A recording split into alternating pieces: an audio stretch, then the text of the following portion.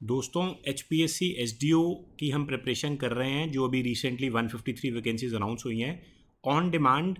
इसमें मैं आपको नॉन टेक्निकल स्टूडेंट्स की डिमांड थी कि सर नॉन टेक्निकल क्वेश्चंस को पहले डिस्कस कर लो। तो 2023 में रिक्रूटमेंट हुई थी, हम सब्जेक्ट बाय सब्जेक्ट सभी टेक्निकल सिविल इंजीनियरिंग के क्वेश्चंस को डिस्कस कर रहे थे। स्टूडेंट ने कहा कि सर नॉन टेक्निकल को पहले कर लो, तो कोई बात नहीं, जैसा आप कह रहे हैं वैसे कर लेते हैं। तो विदाउट एनी फर्दर डिले हम नॉन टेक्निकल क्वेश्चंस को सबसे पहले डिस्कस करने जा रहे हैं। तो आप जैसा कि आप जानते हैं 153 वैकेंसीज HPSC अनाउंस कर चुकी है। आपने अभी तक अगर हमारा व्हाट्सएप ग्रुप ज्वाइन नहीं किया है तो आप बहुत डिले कर चुके हैं, जल्दी से ज्वाइन कर लें। इसका डिस्क्रिप्शन बॉक्स में लिंक गिवन है। टेलीग्राम चैनल भी आप ज्वाइन कर सकते हैं। CIZ+.com लेकर आया है आपके लिए HPSC स्मैश पैक, जिसमें ये एक प्री रिकॉर्डेड कोर्स है जिसमें आपको बहुत अच्छे तरीके से स्ट्रीमलाइंड मैनर में लेक्चर्स दिए हैं। टेक और नॉन टेक दोनों है।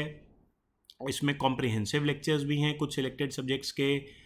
ये एक ऐसा पैकेज मैं बोलूँगा जो कि उन स्टूडेंट्स के लिए खासकर है जो बहुत देर से आउट ऑफ टच है अपनी स्टडीज़ से। बहुत देर से वो उनको जॉब कर रहे थे, तो अब अचानक ये वैकेंसी आ गई तो अब उनको समझ में नहीं लग रहा कि कहाँ से स्टार्ट करें। तो उनके लिए ये परफेक्ट है ये पैकेज। इसके अलावा अगर आप फ्री एक प्रीवियस ईयर पेपर्स डाउनलोड करना चाहते हैं तो वो आप ऑब्वियसली कर सकते हैं हमारी वेबसाइट से। This is absolutely free of cost. यहाँ पर आपको कंसर्न्ड जो प्रोमो कोड होते हैं वो भी आपको मिल जाएंगे, अपने ऑटोमेटिकली सजेस्ट हो जाएंगे हमारी वेबसाइट पर, या फिर आप एंड्रॉयड ऐप भी इंस्टॉल कर सकते हैं CIZ+ की।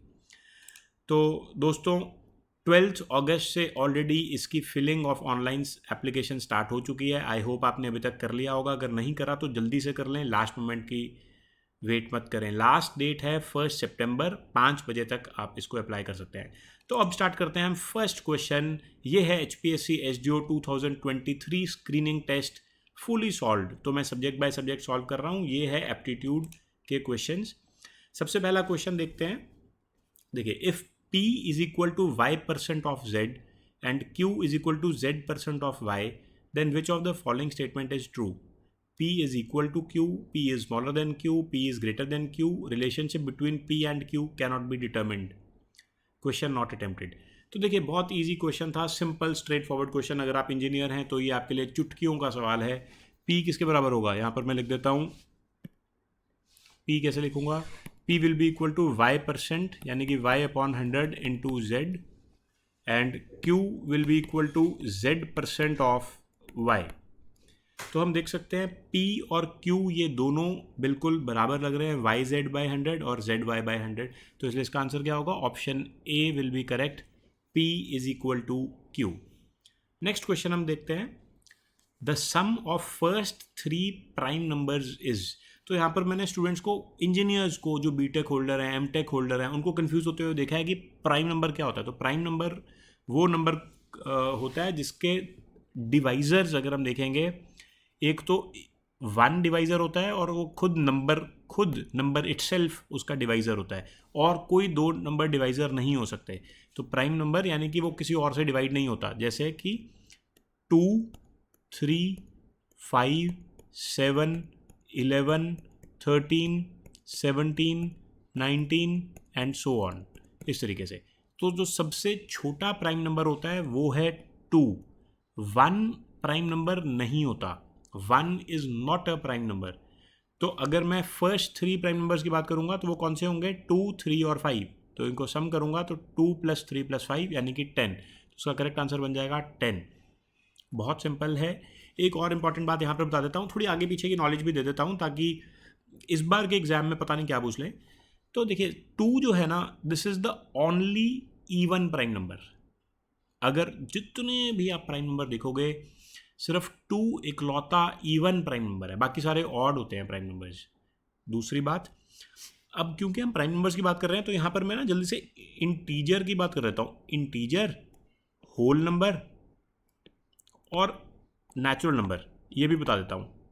मैं क्या बताऊँगा, आप खुद ही देख सकते हो, बहुत सारे स्टूडेंट्स को तो पता ही होंगे ये। अच्छा नहीं पता, बता दूँ? चलो रिवाइज़ करा देते हैं। वैसे ये सिंपल बातें हैं, बट पता इसलिए होनी चाहिए क्योंकि ना ये छोटी छोटी मगर मोटी बातें हैं। इंटीजर क्या होता है? इंटीजर होता है डेसिमल्स में नहीं आता, फ्रैक्शन या डेसिमल में नहीं आता। ये -∞ से +∞ तक जाएगा, बट ये डेसिमल्स में नहीं है, मतलब जैसे -3, -2, -1, 0, 1, 2, 3 ऐसे ऐसे करके प्लस इन्फिनिटी तक जाएगा, और ये माइनस इन्फिनिटी से शुरू हुआ। डेसिमल्स वाला नहीं होगा, फ्रैक्शन नहीं होगा, ये सारे इंटीजर्स हैं, मतलब पॉजिटिव भी होते हैं, नेगेटिव भी होते हैं, जीरो भी होता है। अगर मैं होल नंबर की बात करूँगा तो होल नंबर होते हैं non negative integers. Non negative integer मतलब 0, 1, 2, 3, 4। तो जो होल नंबर है it is a subset of integer non negative, मतलब नेगेटिव वाले नहीं आएंगे। और नेचुरल नंबर होगा 1, 2, 3, मतलब नेचुरल नंबर मतलब पॉजिटिव इंटीजर्स, इसमें ज़ीरो भी नहीं आता, तो नेचुरल नंबर ज़ीरो नहीं आता, होल नंबर में ज़ीरो आता है। ठीक है, क्योंकि हो सकता है अब जो क्वेश्चन आए, इस बार जो क्वेश्चन आए उसमें ये सब पूछ लें, तो होल नंबर में ज़ीरो आएगा, नेचुरल नंबर में ज़ीरो भी नहीं आता, 1, 2, 3। आई होप ये आपको याद रहेगा, सिंपल बातें हैं, बहुत ईजी। अगला क्वेश्चन था, in a certain code game GAME is written as HZND, how is RAVI coded in this code? तो इस तरह के क्वेश्चंस बहुत पूछे जाते हैं, बहुत इजी होते हैं ये, इनमें थोड़ा सा दिमाग लगाना पड़ता है, थोड़ा सा अप्लाई करना पड़ता है माइंड। तो देखो, जैसे GAME को लिखा है HZND, तो G से H कैसे बना? ABCDEFGH, मतलब G से जस्ट अगला अल्फ़ाबेट, जो नेक्स्ट अल्फ़ाबेट है वो है H, और A से Z बन गया, मतलब A से प्रीवियस अल्फ़ाबेट, प्रीवियस, जैसे 26 अल्फ़ाबेट्स होते हैं ना, तो A से जो प्रीवियस होगा वो Z होगा, एक साइक्लिक चेन है ना ये। फिर M से अगला N और E से प्रीवियस D, मतलब समझे, पहले लेटर का first next alphabet, second letter का प्रीवियस अल्फ़ाबेट, थर्ड लेटर का नेक्स्ट अल्फ़ाबेट, और फोर्थ लेटर का प्रीवियस अल्फ़ाबेट, बस इसी तरीके से करना है। तो अगर मैं रवि देखूंगा RAVI, इसको कैसे कोड करूंगा? तो फर्स्ट अल्फ़ाबेट का नेक्स्ट क्या होगा? MNOPQRS, ठीक है। A का प्रीवियस अल्फ़ाबेट फिर से बन जाएगा Z, V का नेक्स्ट अल्फ़ाबेट MNOPQRSTUVW, और I का प्रीवियस अल्फ़ाबेट ABCDEFGHI, तो ये H, तो इसलिए आंसर क्या हो जाएगा? SZWH। तो option Delhi is correct, SZWH। देखो, ये सेम क्वेश्चंस तो नहीं आएंगे, बट इस तरह के क्वेश्चंस आएंगे, तो आपको बताना चाह रहा हूँ कि एक इंजीनियर के लिए ये बहुत इजी क्वेश्चंस होते हैं, बहुत इजी, बट इनको छोड़ना नहीं है, ये बहुत इजी क्वेश्चंस होते हैं, ये सिंपल क्वेश्चन होते हैं, मतलब आपको मार्क्स बटोरने देते हैं, यहाँ पे बटोर ले, ठीक है। ठीक है, नेक्स्ट क्वेश्चन देखते हैं। In a row of trees, a tree is 7th from left end 14th from right end, how many trees are there in a row? अब ये देखो ना, ये तो 6th-7th क्लास का बच्चा भी बता देगा, बट वो हो सकता है गलत बता दे। आप इंजीनियर हो तो आपको सही बताना है। अ tree is 7th from left hand, मतलब 7 ट्रीज तो ये हो गए, और 14th फ्रॉम राइट हैंड है, मतलब 13 इसमें ऐड कर लो, तो आंसर क्या हो जाएगा? 20, option C. 14th from right hand है ना, तो इधर से तो 13 और हुए ना, 14th वाला तो वो खुद ट्री की जिसकी बात कर रहे हैं, जो यहाँ से 7th है वो वहाँ से 14th है, तो इधर से 7 गिन लिया और इधर से 13 और गिन लो, तो 7 + 13 = 20। समझ में तो आ रहा है ना? इसी तरीके से हमने अपने स्मैश पैक में, जो कि CIZ+ पर अवेलेबल है, आप www.cizplus.com पर जा सकते हैं, वहाँ पर आपको स्मैश पैक में भी कुछ इसी तरीके से छोटी छोटी इंपॉर्टेंट बातें बहुत अच्छे तरीके से बताई गई हैं। तो उससे क्या होगा कि आपकी जल्दी प्रिपरेशन हो जाती है, बहुत सही तरीके से फोकस्ड प्रिपरेशन हो सकती है। तो मैं अपने जानता हूँ कि हमारे पास जो स्टूडेंट्स आते हैं, जो ये स्मैश पैक लेते हैं, वो बड़ा अच्छा फीडबैक देते हैं। जिन्होंने अभी तक लिया है, वो ऑलरेडी पिछले 5-6 दिनों में काफ़ी स्टूडेंट्स ने हमारा ये पैकेज लिया है, 10 डेज़ में, ऑलमोस्ट 10 नहीं 7-8 डेज़ में काफ़ी स्टूडेंट्स ने पैकेज लिया। आज 19 अगस्त है, तो 7-8 डेज़ में काफ़ी स्टूडेंट्स ने पैकेज लिया, तो बहुत अच्छा हमें फीडबैक मिलता है, तो बड़ा अच्छा लगता है उनसे सुन के। अगला क्वेश्चन, ये थोड़ा सा क्वेश्चन मैं कहूँगा कि काफ़ी स्टूडेंट्स का गलत हो सकता है हो। अब ये लॉजिकल, आप समझ सकते हैं कि ये डिसीजन मेकिंग का क्वेश्चन है, क्योंकि डिसीजन मेकिंग भी एक नॉन टेक्निकल का पार्ट रहता है। You have gone boating with your younger brother and there you saw that a man has fallen from the overcrowded boat. What will you do? Option A, start shouting for someone to help him. Ask the boat guide to stop the boat and ask him to help the man, jump into the river and save him, ask your brother to help him.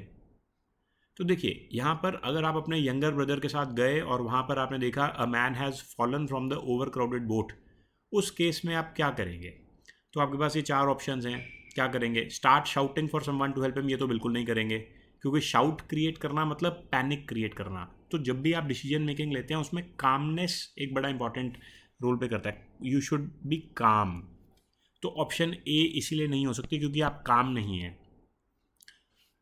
Option D देख लेता हूँ, ask your brother to help him, ये भी बिल्कुल गलत होगा क्योंकि आप सीनियर हैं, आपका जो ब्रदर है वो यंगर ब्रदर है, तो आप ये तो नहीं कह सकते कि अपने छोटे भाई को बोल दो जा तू हेल्प कर उसकी, तो ये भी गलत होगा। ऑप्शन बी और ऑप्शन सी कंफ्यूजिंग थे। ऑप्शन बी है ask the boat guide to stop the boat and ask him to help the man. अब ये है कि आप किसी और को डायरेक्ट कर रहे हैं कि जाके आप बचाओ, और ऑप्शन सी है jump into the river and save him. तो मेरे हिसाब से जो इसका करेक्ट आंसर होगा वो ऑप्शन सी होना चाहिए, क्योंकि ये this shows your leadership skills, leadership quality ये शो करता है। और सबसे पहले देखिए, आप खुद ये इंश्योर करेंगे कि आपका यंगर ब्रदर सेफ रहे। तो यंगर ब्रदर सेफ तभी रहेगा अगर बोट गाइड उसके साथ बैठा है, तो यंगर ब्रदर तो सेफ है, और क्योंकि आपको अच्छे से स्विमिंग आती है तो आप लीडर हैं, आप लीडरशिप क्वालिटी से जाके उसको सेव कर सकते हैं, उस आदमी को जो कि गिर गया है बोट से। ठीक है, तो इसलिए इसका आंसर ऑप्शन सी होगा। बट फिर भी मैंने देखा था काफ़ी स्टूडेंट्स ने, जब ये 2023 में एग्ज़ाम आया था तो बहुत सारे स्टूडेंट्स ने इस पर ऑब्जेक्शन रेज की थी कि ऑप्शन बॉम्बे भी करेक्ट हो सकता है। ठीक है, बट HPSC की जो आंसर किया उसमें ऑप्शन सी को करेक्ट दिया गया था। एक और क्वेश्चन डिस्कस करूंगा। In a question below a sentence is broken into 5 parts, join these parts to make a meaningful sentence, the correct order of parts is the answer. तो इस तरह के क्वेश्चन भी काफ़ी आते हैं। इसमें हमें 5 वर्ड्स दिए गए हैं, we, immediately, salary, our, want. तो ये 4 ऑप्शंस हैं। तो देखिए इस तरह के क्वेश्चंस बहुत पूछे जाएंगे। इसका सबसे पहले तो ऐसे क्वेश्चंस को अटेम्प्ट कैसे करना होता है। तो मैं जब स्टूडेंट था तो मैं क्या करता था, मैं बिल्कुल भी टाइम वेस्ट नहीं करता था। मैं इन ऑप्शंस को मैं पहले 10 सेकेंड सिर्फ लगाता था इनको समझने में। थोड़ा बहुत अगर समझ में लग रहा है, we, immediately, salary, our, want, कुछ समझ में लग रहा है तो ठीक है, नहीं तो मैं ऑप्शन वाइज ऑप्शन देखने लग जाता था। तो अगर मैं बी, सी, डी को देखूंगा ना तो ये ऑप्शन बिल्कुल गलत बैठते हैं। ऑप्शन ए ठीक बैठती है। जैसे 1 क्या है, वी, 5 है want, so we want our salary immediately. तो ये बिल्कुल ठीक बात है, we want our salary immediately, this makes sense. जब आप बी, सी और डी को करके देखोगे तो वो साफ पता लगता है कि सेंटेंस जो है वो नहीं बन रहा है, वो उसका ऑर्डर करेक्ट नहीं है। तो आप रिवर्स इंजीनियरिंग बोलते हैं हम इसको। आप ऑप्शन से देख लिया करो वैसे क्वेश्चंस को, अगर सीधा देखकर नहीं समझ में लग रहा तो ऑप्शन से देखकर थोड़ा पता लग जाता है। सो उसका करेक्ट आंसर है we want our salary immediately. ठीक है, सो फ्रेंड्स, आई होप आपको ये क्रिस्प शॉर्ट छोटा सा सेशन अच्छा लगा होगा, जिसमें हमने 6-7 क्वेश्चंस को देखा जो कि 2023 के SDO के पेपर में आए थे। यही सेम क्वेश्चंस, इसी तरह के क्वेश्चंस आपको इस बार भी पूछे जाएंगे, और ये सेशन हेल्प करेगा अगर आप लेक्चरर की तैयारी कर रहे हैं या AEE की तैयारी कर रहे हैं, तब भी आपको हेल्प करेगा। और मैं बता चुका हूँ, आप व्हाट्सएप ग्रुप ज्वाइन करना मत भूलें, और CIZ+ पर स्मैश पैक लेना भी मत भूलें, क्योंकि ये भी बहुत आपको हेल्प करेगा। So thank you very much and stay tuned to this channel for more such videos. Thank you.